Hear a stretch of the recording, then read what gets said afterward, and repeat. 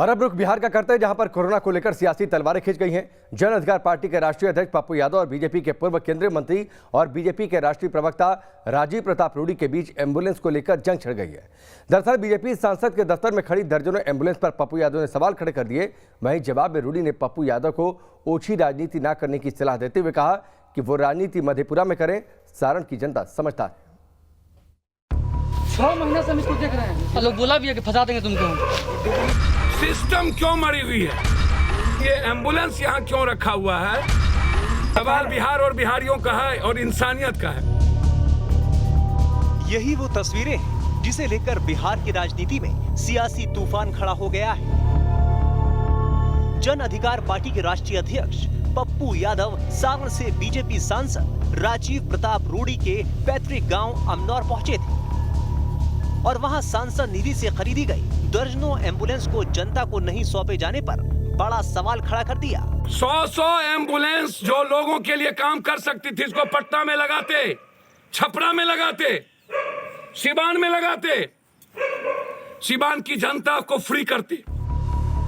Corona महामारी में पप्पू यादव सेवा धर्म के साथ साथ सरकार की व्यवस्था की पोल भी खोल रहे हैं। तो कभी किसी जिले में औचक निरीक्षण करने पहुंच जाते हैं। शुक्रवार को पप्पू यादव छपरा पहुंचे। यहाँ भी कई ऐसी चीजें दिखी जिसकी उन्होंने बखिया उधेड़ दी। पप्पू यादव अमनौर के विश्व प्रभा सामुदायिक केंद्र परिसर पहुंचे थे, जहां तिरपाल से दर्जनों एम्बुलेंस को ढक कर रखा गया था। ये एम्बुलेंस बीजेपी सांसद राजीव प्रताप रूडी के सांसद निधि से खरीदी गई। पप्पू यादव ने सांसद राजीव प्रताप रूडी पर आरोप लगाते हुए कहा कि कोरोना काल में जहां एक तरफ एम्बुलेंस की किल्लत से जनता जूझ रही है, एम्बुलेंस माफिया 1 किलोमीटर के हजारों रुपए वसूल रहे हैं, वहीं सांसद फंड की दर्जनों एम्बुलेंस क्यों खड़ी है? पप्पू यादव ने इसकी जांच की मांग की है। मैं इंक्वायरी की मांग करता हूं और यहाँ के सिविल सर्जन पे अविलंब कार्रवाई होनी चाहिए, मुकदमे लगने चाहिए कि एम्बुलेंस यहाँ क्यों। मैं जांच का विषय मैं उठाता हूं। जब सवाल गिरेबान तक पहुंचा तो राजीव प्रताप रूडी ने भी जवाब देने में देरी नहीं की और कहा कि पप्पू यादव सिर्फ राजनीति कर रहे हैं और बिना जानकारी के ही सवाल उठाते हैं। पप्पू यादव अपनी राजनीति में मधेपुरा से छपरा चले आए। उन्होंने एम्बुलेंस देखा। उनको नहीं पता है कि सारण जिला के 80 एम्बुलेंस में से लगभग 56 एम्बुलेंस कार्यरत हैं और जनता की सेवा में लगे हैं।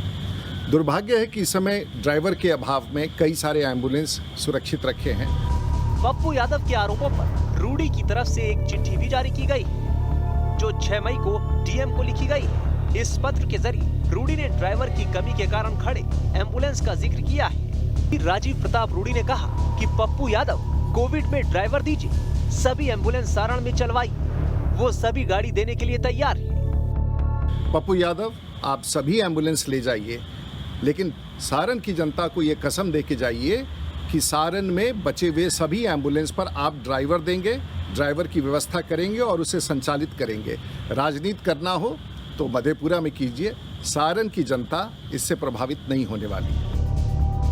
आज बिहार में भी कोरोना से लोग त्राहिमाम कर रहे हैं। बिहार के कई जिलों से प्राइवेट एम्बुलेंस वालों की मनमानियों की खबर आ रही है। अगर सांसद निधि के तहत खरीदी गई एम्बुलेंस लोगों के मदद के लिए दौड़ती तो इससे जनता को काफी राहत मिलती।